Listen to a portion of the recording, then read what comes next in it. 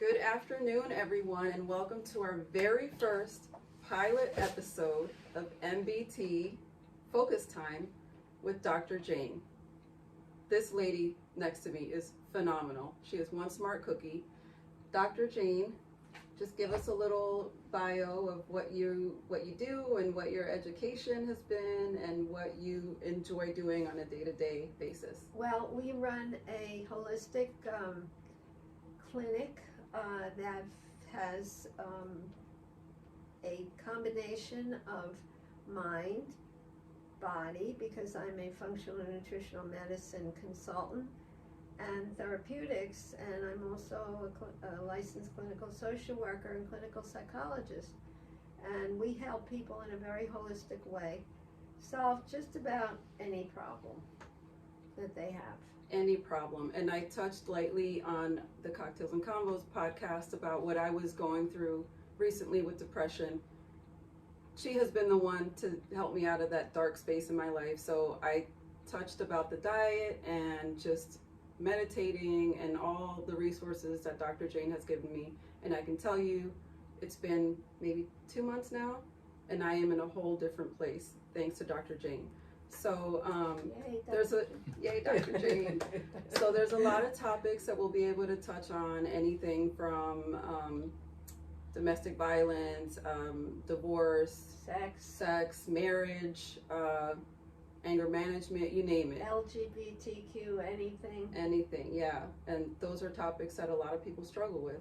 Mm-hmm. So can you elaborate on one of those topics that you feel people are dealing with nowadays? Especially, I find that after quarantine and all the crap that is going on in the world, people are suffering.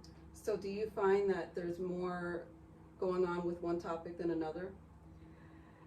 People are very lonely, and so through real life situations that they're quarantined. I mean, luckily we live in Florida, and the Sunshine State. It's relatively less here, but people really feel like they're not in touch with other people, and this just brings up the fact that neurobiologically we're not an individual brain, we are a social brain. Mm-hmm. And when people really can't be with other people, can't be hugged and held, and they're not doing that, right? They weren't doing that. They weren't touching. Mm-hmm. They weren't going near. They were doing 6 feet and everything. That people's brains really started to go downhill, suffering. Yeah. This terrible sense of sensory deprivation, mm-hmm.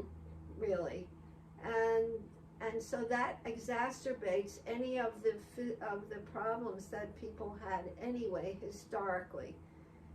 So it's a mess, and that's why we're so busy. I would say a lot of marriages suffered because of it, because we are a society that, I mean, it's important to reach out and touch someone, as cheesy as that sounds. Right, but and so the other problem is the reverse, that couples, like let's say people who are married, whether it's heterosexual, it doesn't matter what the gender preference or type of gender identification is, that now you have enforced being together.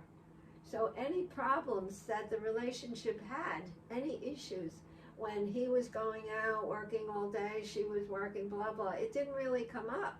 Mm-hmm. And now these things become very glaring issues. And all the things that you were able to somewhat ignore in your marriage are now heightened because they're in your face 24 hours a day. They're always in your face. And therefore, you did have and do have a lot of domestic violence. Mm-hmm.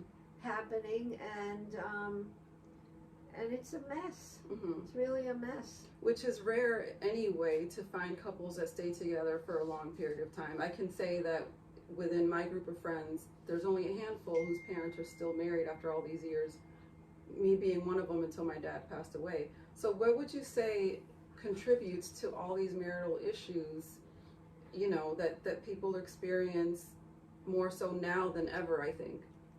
They don't know how to communicate with each other. They don't, and how does that spell itself out? They do not express what they're feeling. They do it backhanded. They take it out, they're passive aggressive. They don't say, hey, you're really making me angry. I wish you would stop that. People don't talk like that. They don't understand that that's what you do. You just say it directly, because then you get it out. You put it on the table and then you can deal with it. But then what happens when you have one passive aggressive person and one overly aggressive person? Because you find that a lot in relationships. Well, it's just also self-communication. You have to become meta-conscious, and that's what we do here. We become meta-conscious with our mind work, Erin, you know that. That we do Dr. Joe Dispenza's work. Right. And we learn how to think about what we think about. So if you have this text going on from your past that your mother called you, can I curse? Sure. Your mother called you a piece of shit. Your mother said you're nothing. Your mother said, or your father, or whatever it is, you have that going round and round and round in your neural networking in your brain. And that's the first chatter you hear when you get up in the morning. That's why somebody can wake up depressed, because that's been going on in their brains. So through the mind work, we learn how to control that. Also, you're eating wrong, because you're eating things that are causing high up times and low times. And you're not keeping your system at an even keel. So your past, plus what you're putting into your body environmentally, plus let's not forget about all the toxins, all the crap, all the hormones, all the heavy metals, the pathogens you have in your body, the parasites, and all the fat you're putting into your body. And by the way, somebody who is fat, and I'm not doing any fat shaming, so don't come at me, but anybody who's fat, obese, and really pretty seriously overweight is not healthy.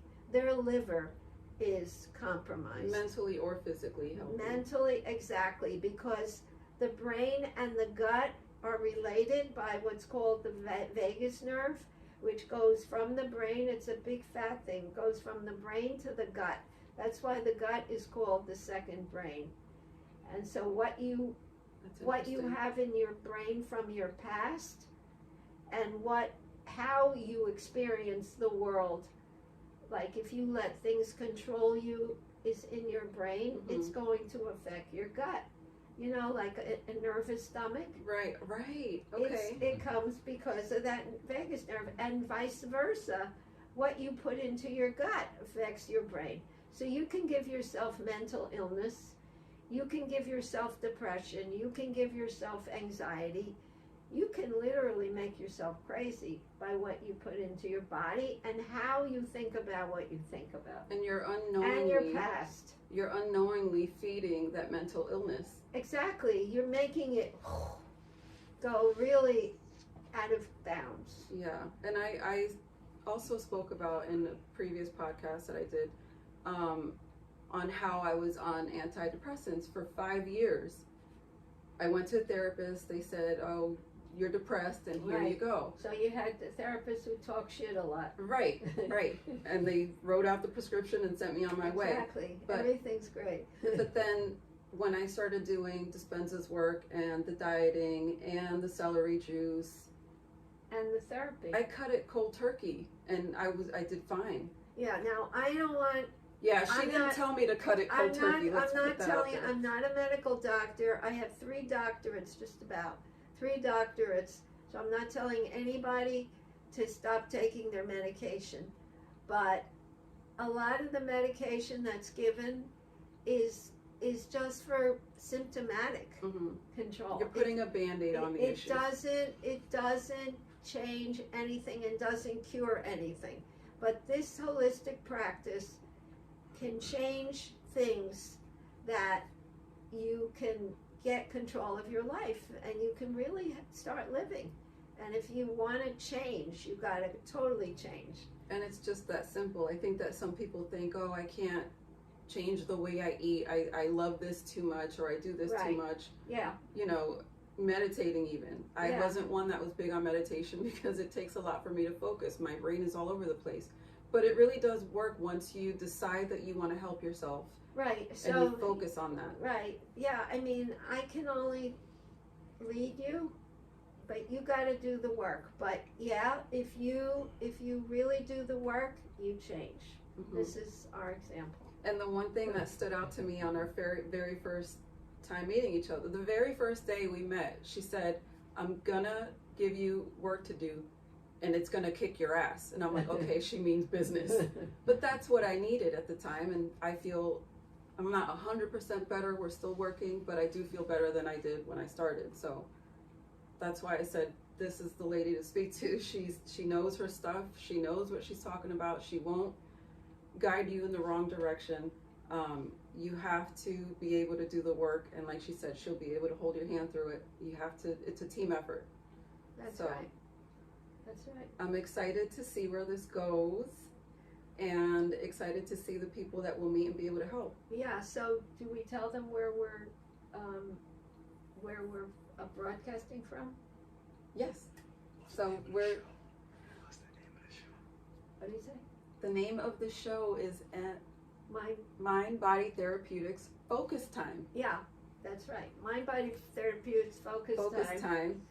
And we're going to be merging this and kind of, we're testing everything out, but our goal is to make this a weekly podcast with special guests, and like I said before, topics that we're all going to be able to relate to. Not necessarily things we want to talk about, but it'll help to hear others talk about it. And what you can absolutely trust in is that we're going to be in your face with lots of really important things, and we'll also have sessions where you're going to be able to ask questions live. Mm-hmm. Right. And we have somebody else working with us behind the scenes that'll be able to help us with the... Don, say hi. Hey everyone. Yay, Don. So it's a team effort. We'll be able to do a lot of things, and hopefully you guys will connect with us and keep following along. Yeah, so, we look forward to it. Bye, guys. Bye. A special surprise. You have a special surprise? This is it. I'm going to talk about it afterwards. Oh, okay. Okay. See, this is live with the glitches and everything. All right.